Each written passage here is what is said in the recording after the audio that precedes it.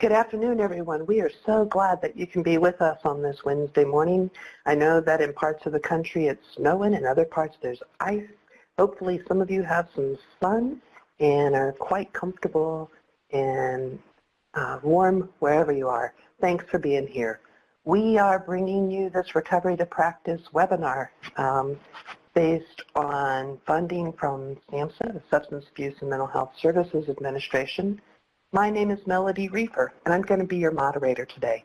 I want to give you a couple of quick hints about how to navigate the room if you're looking at a computer screen or a tablet screen. You probably need to know that the views and opinions and content in this presentation don't necessarily reflect the exact views, opinions, and policies of the Center for Mental Health Services or the Substance Abuse and Mental Health Services Administration or the U.S. Department of Health and Human Services. However, we do have experts presenting information to you. For the room that you're looking at, there are a couple of pods or boxes that you want to refer to. Tech and Topic pod is where you should put any questions that you have about the technology. So if you're having a difficult time with sound or echoes or volume, you can put those questions there. If you have questions for our presenters, which we would love to entertain, please type them in that very same box. So questions for the presenters go in the Topic pod. If you want to speak with other attendees, you may add that information to the Participant Chat pod. Say hello, say where you're from, maybe what you do. It's a great place to share ideas about the webinar topic with each other. You might want to share information about your thoughts on the information or other resources that you have. Now finally, you can get credit for the time that you're spending on this webinar. So if you need a continuing education certificate, at the end of the webinar, please follow the link that will be provided and you'll be able to complete a survey and a short quiz in order to get that certificate and use it for continuing education credit.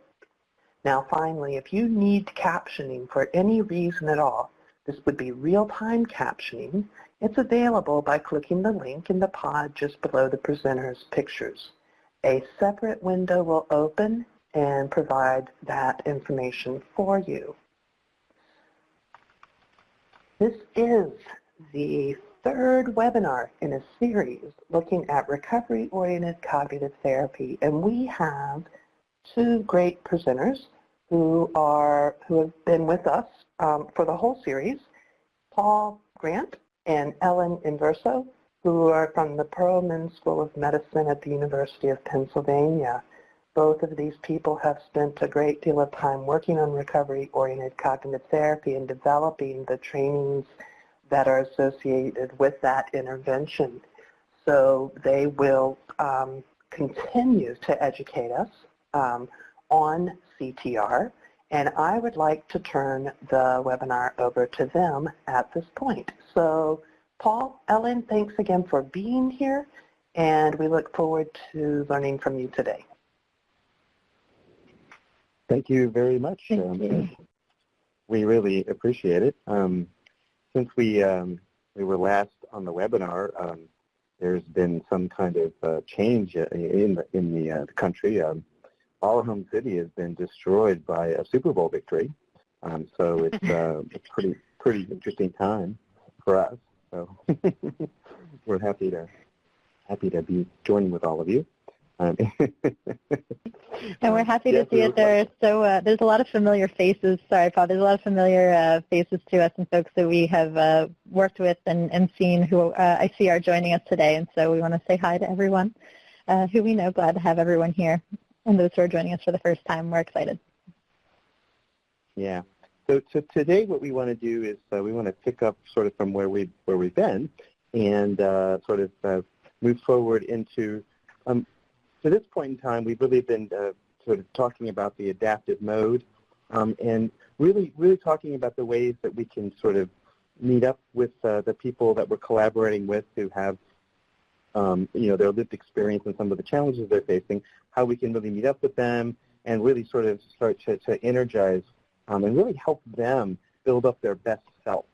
And so we spent the first 2 times talking about that, especially a focus on developing this adaptive mode and best self in terms of what does the individual want, what are they really looking to get in their life, and really making sure that that's kind of richly expressed for them, and then really helping them actualize that with actual things they're doing, so they have the feelings, the positive feelings, and then the meanings, whatever the meaning is of volunteering or going back to school or getting a girlfriend or boyfriend, that kind of thing, all that kind of stuff, and really realizing it. And then we also focus some on really how it is we can help with really drawing conclusions around sort of strengthening these positive beliefs and making the positive emotions more frequent, and really the life being the sort of life the person really wants to be having as they develop more and more autonomy and more,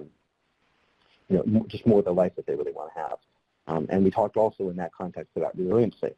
So today what we want to shift to is really talking about some of the challenges that often have gotten the person into a particular level of care, and the challenges that often would go under the categorization of a symptom by a psychologist or a psychiatrist might put it in that category. But for the sake of what we're going to talk about, these are challenges to moving forward. And really, the focus with respect to any of the challenges is going to be around empowerment. Real empowerment is what we're going for. And what we want to do towards the end of the session is to really talk about how teams, treatment teams, community teams, hospital teams, can really sort of collaborate with the individual to really bring about some real impressive recovery and resiliency. Ellen? So I want to introduce, for folks who are joining us for the first time, and just to remind those who have been with us for the previous webinars, I want to introduce you to the mechanism by which we organize a lot of the ideas that we'll be talking about. So in the download materials and your reference materials, you'll find a recovery map, and what that does is it's a tool for organizing exactly what Paul was just describing. And so the area of the recovery map, so in general it's about developing an understanding of how an individual is at their best and the beliefs that are really activated when someone is in a really great adaptive mode, and but also it's a way of understanding when somebody is having a challenging time, kind of what are the beliefs that are more activated in that time, and that gives us a really meaningful target for what we're going to be, what we can do as far as interventions go. So this is a tool we'll reference at different points, and kind of the point where we're going to be focusing on part of today is the challenges box. So what are the current things that are getting in the way of moving toward aspirations, and then what are some of those beliefs that are underlying those? Now, one of the things that we'll be doing today is we want to try and provide a kind of light touch, with the amount of time we have, a light touch on the recovery-oriented cognitive therapy formulations for some specific and common challenges. And those are going to include lack of access to motivation, so when an individual has a really difficult time kind of accessing motivation, and also when somebody is expressing delusions and it's getting in their way of achieving their aspirations, things that are really important to them, when hallucinations are the obstacle, as well as aggression and self-injury. Those are some of the topics we're going to try and do a light touch formulation on, and then we'll provide some recommendations for strategies and interventions that are rooted in the CTR model. And then as we talk about the treatment teams, we'll really emphasize how those can be addressed in a really recovery-oriented, cognitive therapy, and aspirations-oriented team or milieu at all the levels of care.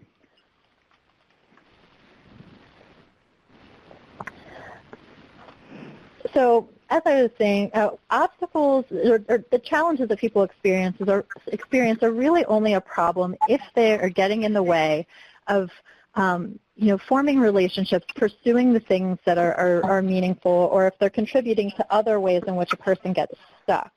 So the experience of what might traditionally be labeled as a symptom is not in and of itself. So if we have a quote-unquote symptom, that is not in and of itself an obstacle, and neither are similar factors such as not having insight into mental illness or things like that. A person doesn't have to identify it as a challenge, to identify a diagnosis or a symptom as a challenge in order to live a rich life, right? So we really see that the obstacles come into play when they are exactly that, getting in the person's way.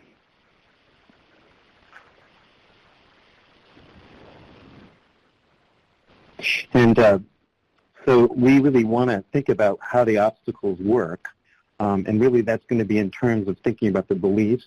If you were present from the first session that we had, we talked about some of the beliefs that people have about themselves, about being incapable, incompetent, or weak, and beliefs about others in terms of others being sort of malicious or rejecting or not understanding, that kind of thing. Really what we want to do is see sort of how these obstacles come up, our challenges, as I like to call them, and then really this is greatly about empowering the individuals to be able to really be able to not have that get in the way of really the life they want to be having, because that's sometimes what has happened. And so we'll really try to be focusing on it in those terms. But a lot of the understanding is really where a lot of where the good action is going to be.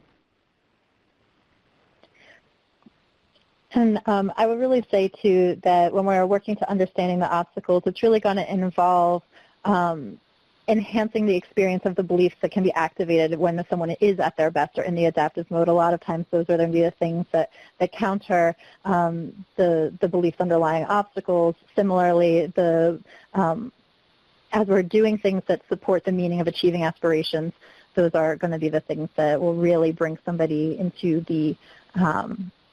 into more adaptive mode and can help to undercut the challenges, the beliefs that are underlying the challenges.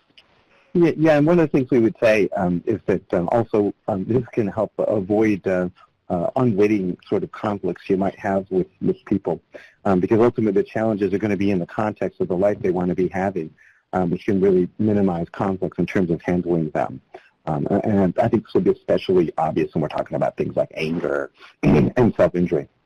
So we always like to start things as exciting as possible when we can. So negative symptoms are certainly the most exciting thing we run into, sort of lack of things. But as I said on the first day, I think the negative symptoms are actually much more associated with disability and really a lack of getting the life you want than they might initially seem. Because oftentimes somebody who's has a lot of negative symptoms and not a lot else just can fly under the radar a lot of times because they don't really have a lot of motivation. They might sit by themselves all the time, but they often don't do a lot that really would draw attention to them. So if there ever are people that we're talking about that might be living lives of quiet desperation, it might be people who have a lot of this without some of the other challenges being present. And what we found is, and what our work has shown and our research has shown, is that there are beliefs that are connected to the negative symptoms, which are probably misnamed because they sound a little bit absolute, like no motivation, no sociality, no pleasure, speaking, that kind of thing. But it's really I mean, the motivation, we think it's really about a lack of access. It's harder to access it, and with social stuff, it's really about feeling really just wary about socializing, so sticking to yourself instead. And with anhedonia, or sort of pleasure, it's really not engaging in pleasurable activities or finding low-level pleasurable activities don't give a lot of feedback. So you need something a little bit stronger. So in this slide, we're just illustrating some of the beliefs that we see as being really the proximal factors to the negative symptoms. So like in the first box, why bother? Failing partly is the same as failing all the way. If you really have these beliefs and you endorse them strongly, you're probably not likely to engage in a lot of things that might be leading you towards the girlfriend or leading you towards the volunteering or that kind of thing. Similarly, with asociality, similar kinds of things. If you don't expect people to like you, don't expect to enjoy social experiences, then you might not. You might choose to just stay to yourself. And I think we see a lot of that. And it's similar with the anhedonia, not expecting to enjoy things. In terms of the limited speech, there's some pretty good research that shows that people over the age span, this one actually seems to grow the longer the person has had the diagnosis, the more likely it is to show this. And I do worry that I think that maybe illustrates the way in which it doesn't seem like other people care. And I just feel like people aren't interested in what they have to say. So single word answers sort of take care of the social encounters. Well, I have the next slide. So what we've been talking about in terms of how to address negative symptoms is really through experientially countering these beliefs that the people have that are keeping them safe, but ultimately really walling them off. We all might have beliefs about things that we don't do well or that won't work out for us, but those are just limited to that area, whereas for the individuals we're working with, it's often global. It's everything.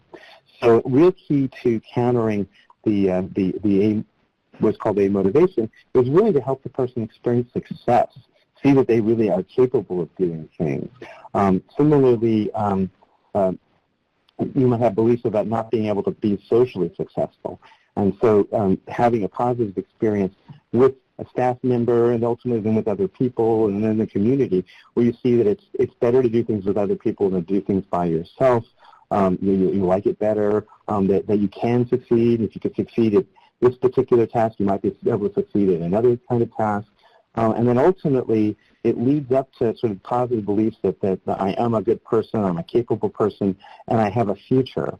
And the resiliency comes in really when we're talking about sort of initially when you might feel like, and I think we all might have days like this where you just don't feel like doing stuff, you don't feel like getting started. You realize, well, initially I don't feel like started, but then I can really get going.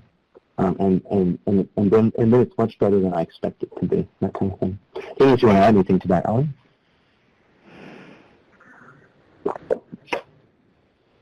Okay. All right. In terms of, we told you this was going to be a quick trip through where we can pick up some stuff in the questions. In terms of delusions, the way that we conceptualize delusions is that they really are sort of standing in for something that's deeper for the person. So somebody who feels they're being poisoned, or they might have the experience that they feel like other people after and things like that. It seems like they really care about safety, and they feel vulnerable. And they don't necessarily always feel like they're going to be able to keep themselves safe. So safety is an important value for them. So similarly, somebody who might sort of tell you that they own the hospital or that they own the state, or these kinds of things, might be the case that they don't feel like they're important, or they don't feel like people are listening to them, or something like that.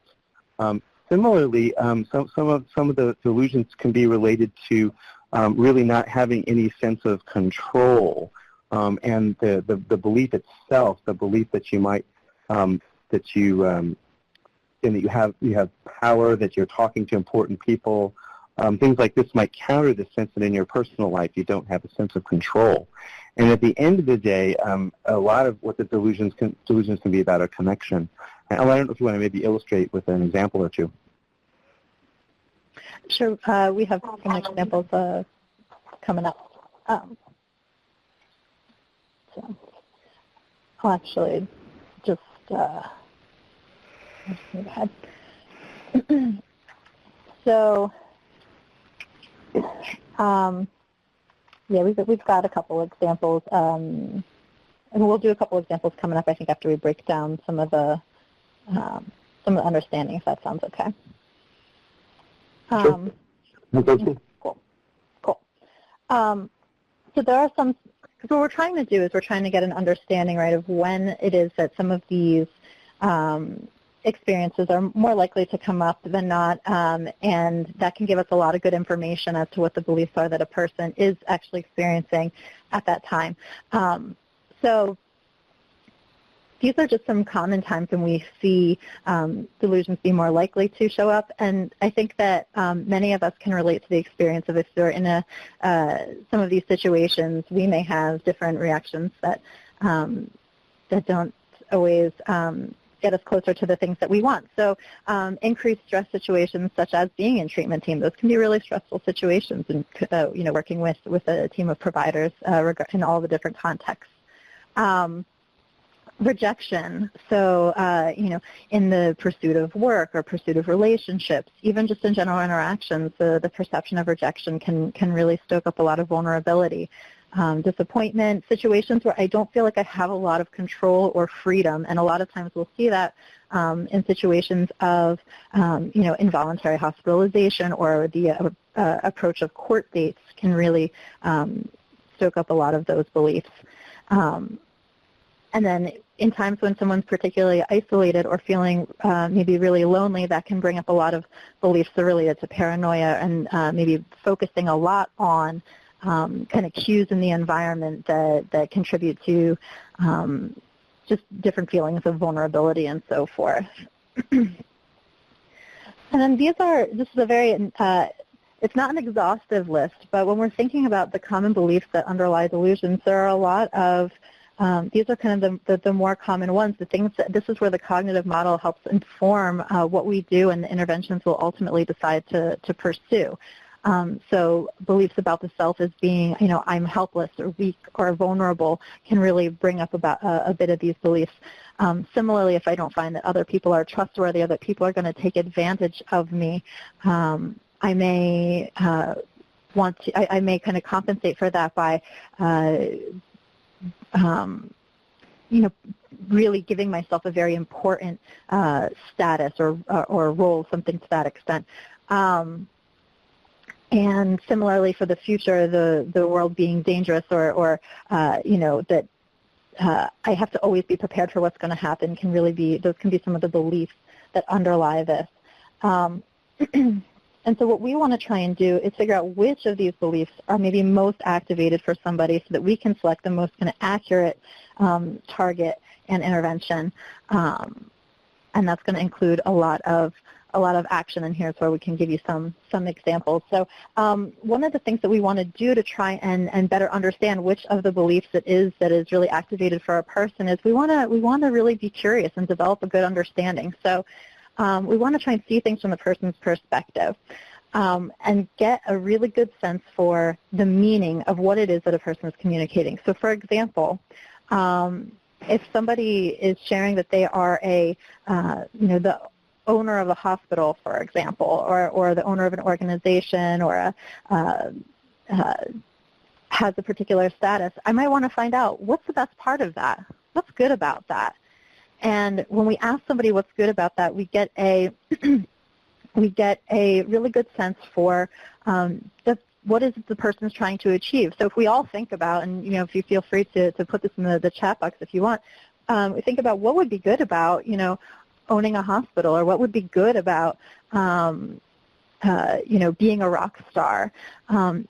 There are a lot of things that we can get from that inform us about what a person might feel like they are missing or lacking in their life. So maybe it's that I have control, or maybe it's that I have status, that people respect me. There's a lot of different beliefs that we can learn about. Getting an understanding, that rock stars are popular and have a lot of fun. That's a perfect possibility. That was what someone might say to thanks, Ben. That someone might say that gives us a lot of good information about what is it that they feel like they might be lacking in their life, and what is it that we can help target. Being in control of your life, or when you're getting discharged, things like that. These are excellent. So it's really, we want to ask questions that are going to give us be curious enough to get us an understanding. What is the person looking for, and what are they hoping to get? Similarly, when we have individuals who are experiencing more kind of concerns about their safety and other people, or fear about being injured in some way, we can ask similar questions to get a good understanding. What lets you know that this is happening? Help me understand, so that I can so that I can get an understanding from your perspective. So, for example, we've had folks who believe that things were happening to them at night, or they were sharing that they were getting hurt throughout the night, and we would ask them, what lets you know that that's happening? Help me understand. And we would learn a lot about things like physical pain that they were experiencing that were unexplained, or when people come in and out of the room to do checks at night, that I'm feeling really, that's a really vulnerable position. I can hear them coming in, I'm experiencing physical discomfort, and I put those two things together. So we want to get an understanding from the person, because that's the target. That is something that we can then work with.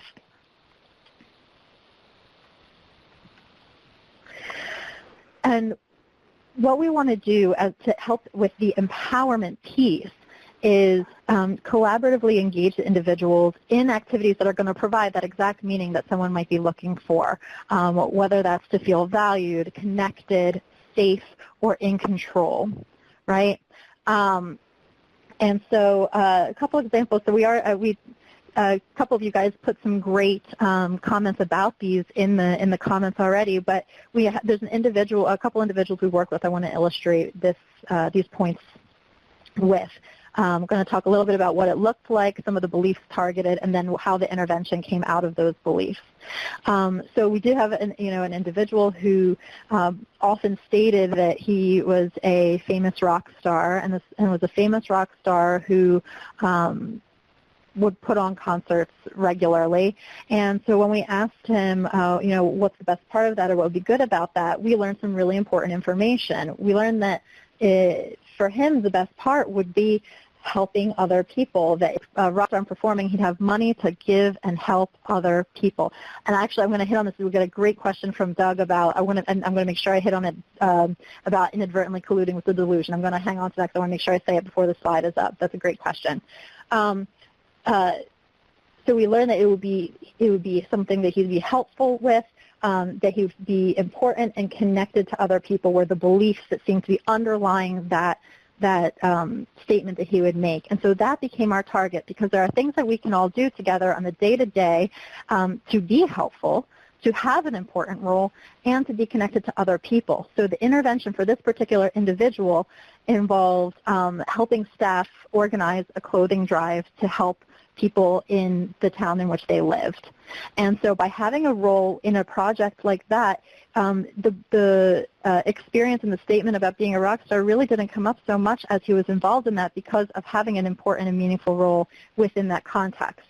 Another example, we have several individuals who we've worked with who have indicated that they own the program in which they're in.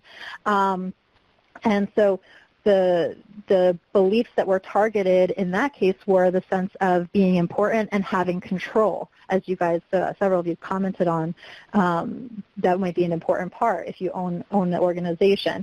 And so the intervention was providing an opportunity for the individual to have an important role, where he also had a sense of choice and control in his experience. And that, for this person, involved being the resident tour guide. He gave tours of the residents to new people coming in, as well as to new staff, and helped to orient staff, which helped to also level a bit of the playing field between staff and the residents of the place.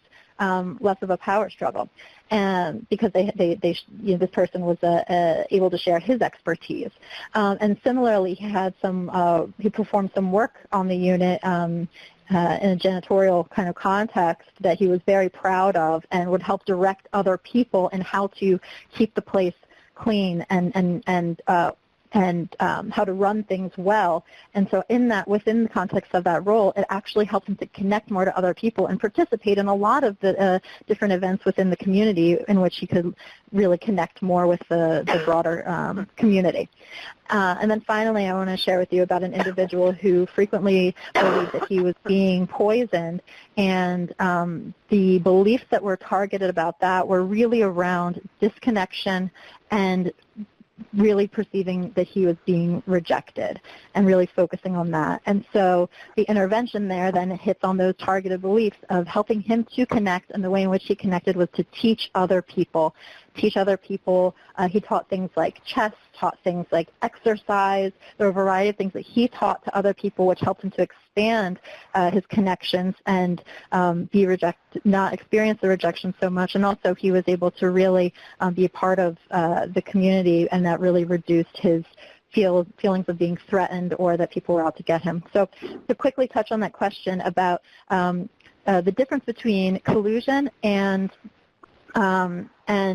getting more information is we really want to understand, we're not asking about the details of the delusion per se.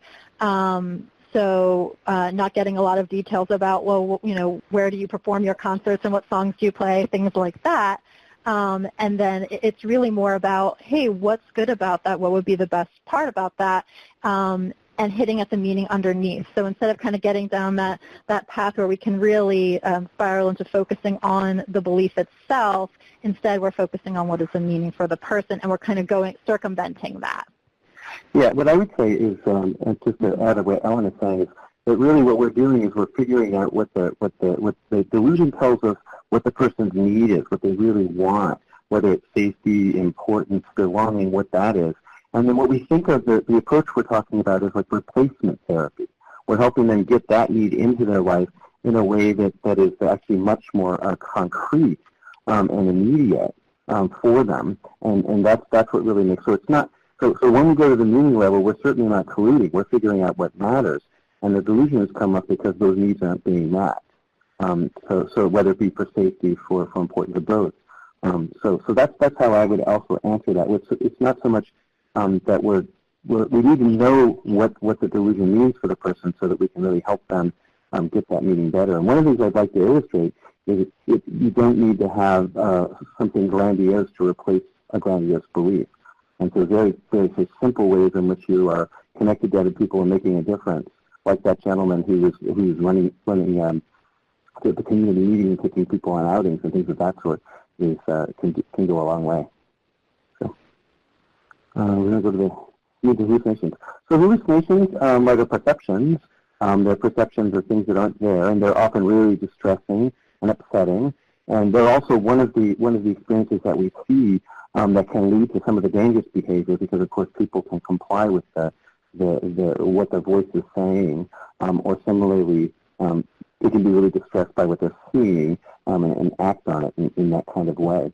Something we don't have on the slide, but which I think is useful to keep in mind, is that hallucinations are something that brains do.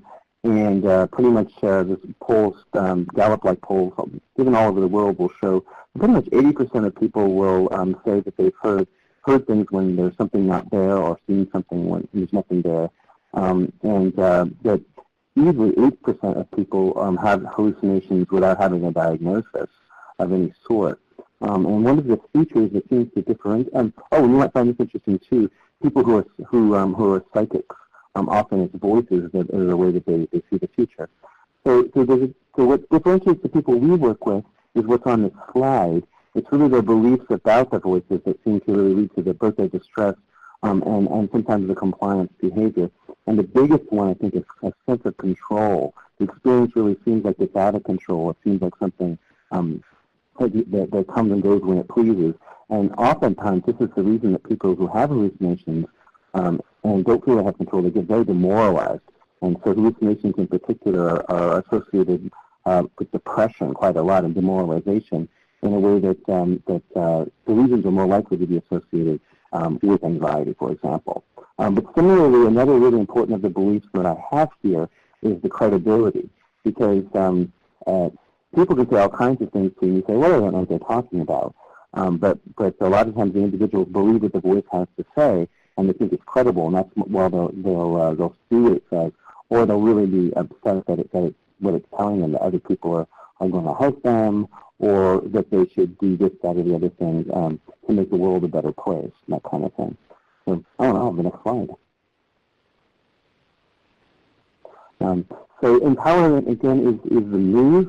And I think with hallucinations, I think that it's really a straightforward thing.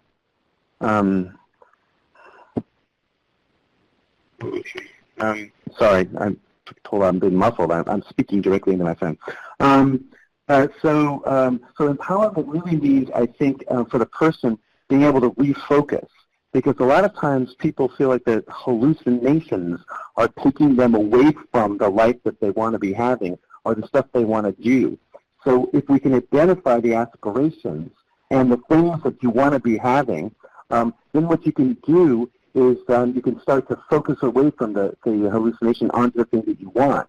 Oftentimes it is pretty easy to illustrate. If you do some kind of activity with someone, you throw stuff back and forth, you might have a conversation, or you might play a game, and you might notice that during that time, you can't hear the voice as much. It's what you are doing that ultimately can help to guide the person to see that it's what they're doing that actually makes the difference. I would advise I'm a little bit wary about having people listen to headphones on their own, only because I think that really a lot of the power of recovery and the power of what people want to be doing is with other people. And listening to headphones kind of isolates you a little bit, so it might defeat the purpose of touch. But we'll illustrate in a second a little exercise that you can utilize, and there are other things of the sort, sort of once you understand that basically it's really hard to talk and listen at the same time, and there's some neuroscience behind all of that. So any kind of activity where you're really engaging the person outside themselves can illustrate the fact that they have control, and that control is then something they can draw upon at other times, and that's really where the resilience is. So we can have the next slide. All right, this is you. So this is just an example of an intervention that can be used to help draw someone's attention to the fact that they can actually have control over the experience of distressing voices. So I like to distinguish between it's not a tool for distraction. It is a tool. Our mission isn't distraction. Our mission is really about control, so that this isn't an obstacle so that you can then go do more. So refocusing means kind of moving, getting over the hump, so to speak, and then moving towards something else. So this is an intervention called Look, Point, Name, and it involves kind of getting a really rough gauge for how distressed somebody is. And this is something that can be used with folks who don't describe the experience as voices. It can just be described as if you're feeling stressed. You know, it seems like you're feeling stressed out. Would you say you're a little stressed, a lot stressed, somewhere in between? You can adapt it to the individual you're working with. But what you do is you say, you know, I got this kind of trick that some folks have used to help them feel a little bit less stressed. And, you know, what do you say we try it out? And Look, Point, Name involves looking at something, pointing to it, and saying the name out loud. It helps to really interfere with those processes that Paul was just describing. So you go back and forth and back and forth. Now, step 3 here says you keep going until you run out of objects. My tip for you guys is you want to keep going until when you see the person is really involved in the activity with you and not, you know, it's just really like, you know, animated. The affect is brighter. They're going a little bit faster. That's a good cue that someone has control in that moment. And so that's a great time to say, hey, you know, how you feeling now? Better, worse? You know, stress, low, medium, high, and they give you the rating again. When they indicate that they felt better or they feel less stressed or they're hearing voices less, depending on what they use, you can say, you know, so do you have more or less control than you thought you did? Or, wow, doing something like this really helps you get control over that stress you're feeling. I wonder if there's other times you can do this to help feel less stressed. So it's a simple intervention. It can be modified to in many different ways, but it's really a tech for trying to get some more control over those experiences. And the importance is that the person notices that they were the one who chose to engage in the activity, which really gives them that control. Because a lot of folks right, and then like, you helped me, you did it. You know, yeah. Go ahead, Paul. Yeah, that's right, and that's right, exactly. And so then they can see that they have the control and they can take it with them. Here's some of the conclusions, right, that we talked about. And they're similar to what we talked about last time, just a little bit more in terms of sort of close-ended questions to help them see that they're getting what they want and they're doing what they're hoping to be able to achieve, just sort of strengthening their sense of control and efficacy. Do you want to move to the next one? Mm-hmm. Oh, it should be. Oh. You can go ahead and move next. 20. Yeah. So So we don't have a lot of time to talk about this, which it could be a whole webinar in and of itself talking about anger and self-injury. I'm not seeing the slide, but hopefully you are. So essentially, these are ones that really challenge staff in terms of really, that they're the things that really consume a lot of the resources and that kind of thing. And so, but we think it's that if you look at these two things together, they're often quite similar.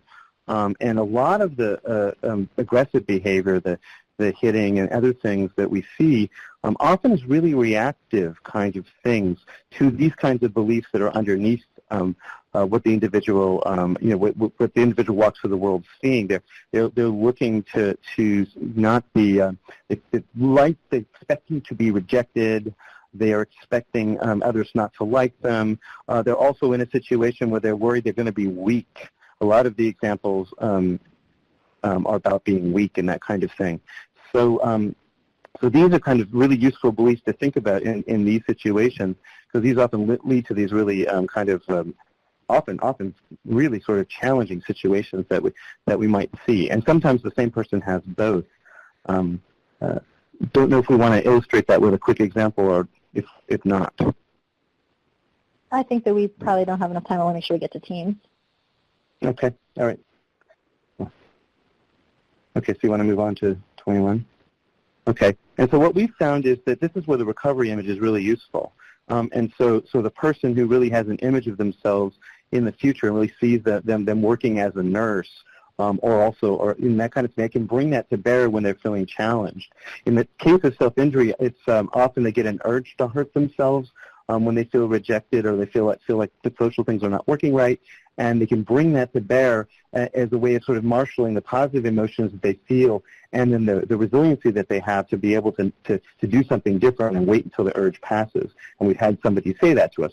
I know if I sort of focus on my art for a little while, the urge will pass, and then I'm going to be moving more towards the job that I want to have. And we find that the positive beliefs, the more we get them activated, the better, in terms of really being able to help them not engage in these things which are ultimately getting in the way of what they really want to be doing. So you can move on to the next one. So when we talked last time about resilience, these seem to be factors we find over and over again that really seem to lead to these situations. So feeling of rejection, disappointment, actual disappointment or things not working out right, or just feeling overwhelmed. So the feeling overwhelmed often shows up exactly when somebody's going through some kind of transition, like into a new job or into a new living situation or that kind of thing. So that's when resilience comes to bear. If you throw me the next slide. This is something you might think about in terms of how to work with somebody to really develop their confidence and their resiliency with regard to any number of the challenges that we have. One of the things that we know is a lot of times people are having a lot more success than they report, because we often focus on the things that don't work so well. And so this is a way to get them to sort of notice things that they could help other people with, item one. Two, maybe look at places where they could do that themselves. Then look at sort of a minor stressor they might be facing, and then ultimately doing role plays with them to sort of see how they could handle it when it comes up. And this can really prepare them for some real successful movement into whatever it is that they want to be doing. Next one. So in terms of thinking about teams and things like this, this is a network of care we've been involved in. I'll talk more about this with Arthur Evans tomorrow. So next slide. But there's just sort of different levels of care where you can find teams. These are some of the places we've worked. I actually wanted to jump into a little bit of discussion of teams. And ultimately, the approach we've used, we've really been able to promote the continuity of care with it. I was hoping Ellen could illustrate with maybe a couple of examples.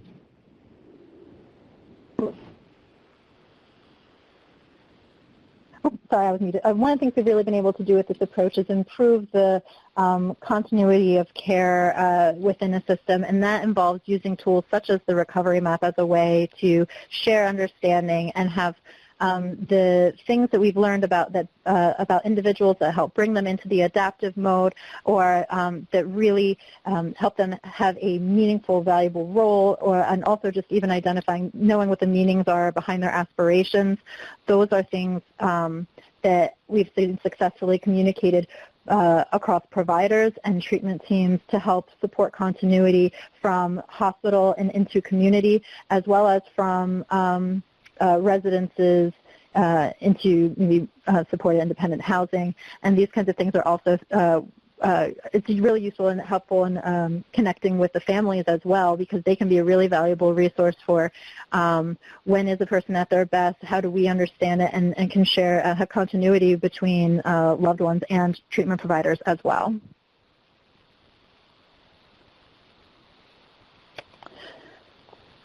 So some of the ways that we've seen this translate is across the different types of programs, we've been able to really help to develop programming that then meets the meanings that people are looking to experience, and help them to experience steps that will lead them toward the aspirations that they want. And this is kind of across settings. We've seen this in residential settings. We've seen this on ACT teams.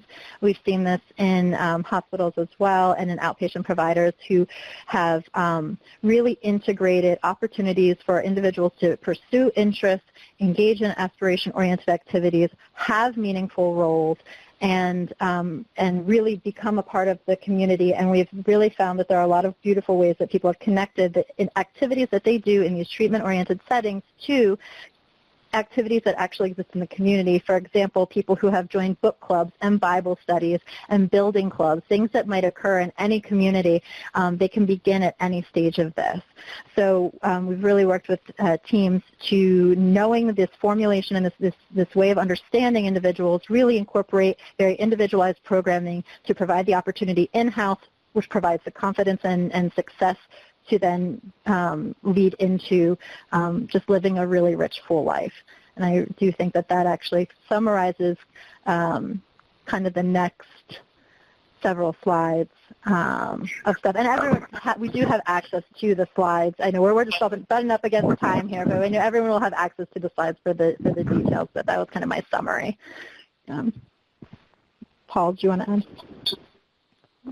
Yeah, sure. I was going to say, we didn't get a chance to really cover so much the treatment team, but treatment team can follow the same approach, in the sense that you started off by accessing the person's adaptive mode, then you sort of switch over to what aspirations that they're working on, and really how that they're dealing with them, and then you can bring in some of the challenges towards as you move along, which really leads to a really productive and dynamic conversation, which is ultimately one that they really want to be having anyway, and it really avoids a lot of the conflicts, and I think becomes a better experience for everyone, because treatment team can be a little daunting. So maybe at that point we can wrap up what we're talking about. And we can address some of the concerns that we didn't just hit just now in the question and answers, if that'd be helpful.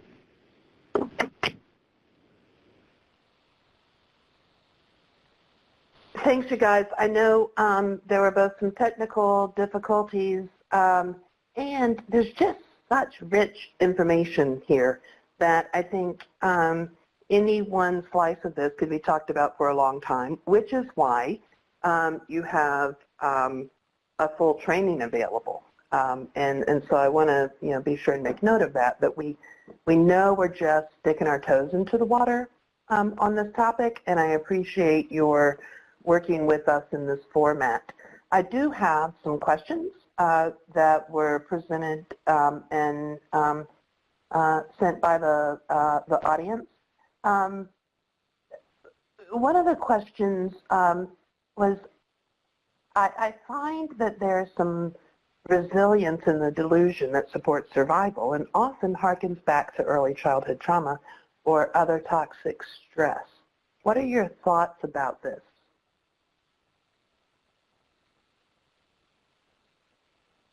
Yeah, I think that I'm thinking of several examples. Within the delusion, you can see some strength in it, and I do think the person's often doing as well as they can do. Obviously, sometimes the delusion creates a sort of social liability for the person because a lot of other people don't really appreciate it. They don't see it as true and things like that. But I do see that there's often some real strength in there. And what we're really trying to do is to try to see if we can harness that so that the person can actually get more of what they want. Because certainly when you're really paranoid and afraid, it's very hard to really make a difference in the world, which is what a lot of people want to do. Similarly, if you are really thinking that you have billions of dollars or that you're a deity, it's much harder for you to actually concretely do some of that stuff. But I do think that even within some of the other challenges that we've discussed, there's usually some real strength there that you can grab onto. And Ellen, if you want to say anything about that. No, I think that's great.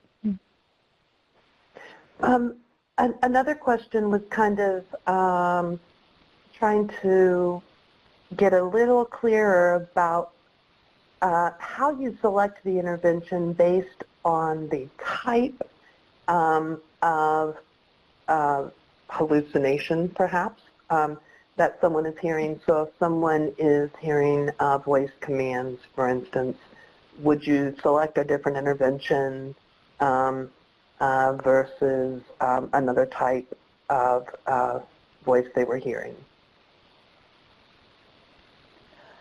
Sure. I think that it really, that's where the formulation and understanding kind of what might be stoked up for a person is really helpful. So I think that there are, excuse me, I think that for some, like we talked about, where it's maybe that they're just hearing a lot of negative things or hearing very distressing things, and it's not necessarily commanding them to do anything, but it's just a really stressful experience. Getting a sense of control and also interventions that will help with maybe giving the person successful experiences to demonstrate that the voices are not actually credible. They don't tell the truth. Then for someone who might be experiencing a command hallucination, I think of an example of a gentleman who heard voices that he needed to hit someone, but the reason that he needed to hit one person was because if he didn't hit that person, then several other people would be hurt. So that right there gives us a clue that the desire to comply with that voice might be because the person actually really wants to help other people, and that maybe he was afraid or that people are in danger.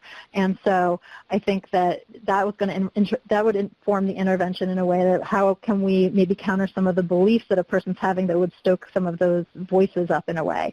I don't know if that's a helpful explanation of it, but it's absolutely right that you'd want to target it and tailor it to whatever either belief seems to be especially activated, and provide an experience that is going to counter that. But I also think it's really important to emphasize that we want to do that in the context of their aspirations. Really the kind of things that they want to be doing. It's getting rid of the stress is only part of the equation. You want to do it, it's easiest, I think, not easiest, but it's much more effective if you do it in the context of it helping the person really get to some meaningful life experiences that really are connected up with their values and their aspirations. Definitely. And so I would want to take this opportunity to remind people who perhaps weren't on sessions 1 or 2 that they can learn more about the role of aspirations in those earlier webinars, and that it does really build on itself. And so just the same way successes build on themselves for us to be able to do more and more, the content for these webinars do the same. The other part that I was reminded of is how much and how important it is that any intervention be seen as an art rather than a science. I mean, that there's a structure, and y'all have done a fabulous job, like with the recovery map and things like that, to identify a structure to hold things up, but that the nuances are art. And so the more you know someone, the more you're able to determine if you should pursue a voice command or not. And I'm afraid that leaves us with our need to close up, and in doing so, what I want to do is, first of all, thank you all. I want to remind the audience that we will be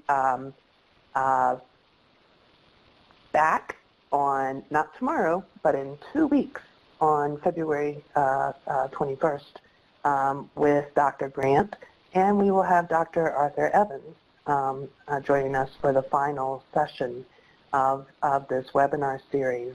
Ellen, it's been great to get to know you through these first 3 sessions, and I look forward to having you kind of hanging out in the wings next week as well. We couldn't do any of this without the support of SAMHSA, and that it's SAMHSA's recovery-oriented practices that are the foundation of everything that Recovery to Practice does. And so practices like these and our other webinars are designed to help the whole field, regardless of discipline, become better at what we do, and for all of us to become better in our own recovery. So Recovery to Practice, if you don't know, is an initiative that's designed to help varied disciplines come together and put into practice the principles of recovery, and have it not just be something that's theoretical or intangible, but to make it very tangible, and that we can act on it. We want you to be able to continue your learning, and so with that, we have available some additional resources, as well as additional resources provided by the trainers. And so I hope you'll take the time to check out these links and read the articles, educate yourself as providers. We also have a newsletter that is published roughly quarterly, and we would want you to know that there's additional information specific to recovery-oriented cognitive therapy in our most recently released version of the newsletter. If you do not already get that, you can by visiting the samhsa.gov website and going to Recovery to Practice. As I mentioned, our final webinar in this series will be presented on February 21st, 1 o'clock Eastern Time. Please adjust for your time zone. You can click on this link to register, and we hope that you do. These have been in high demand, and so registering early and calling in early is well advised. If you would like to get your continuing education credit, and I know that there are a lot of you who do want that, you will be able to click on this link and you will be taken to a page where you will complete a very brief questionnaire, and you can then take the quiz to get your continuing education credit. This credit is brought to you by NADAC and is approved for a number of disciplines, so know that it is likely to cover yours. I hope that you will take the time to pursue this continuing education credit, and also let people know about this webinar series. And we have a great year coming up, and we want you to be able to get the kind of support that you need. If you cannot make the actual time, you can still register, and that way you'll get a link for when the recording is available. So with that, Paul, Ellen, thanks for your wisdom, your education, your science, and providing that to us. We will see y'all in a couple of weeks. Everybody have a great day. That concludes this webinar. Thank you. Thank you.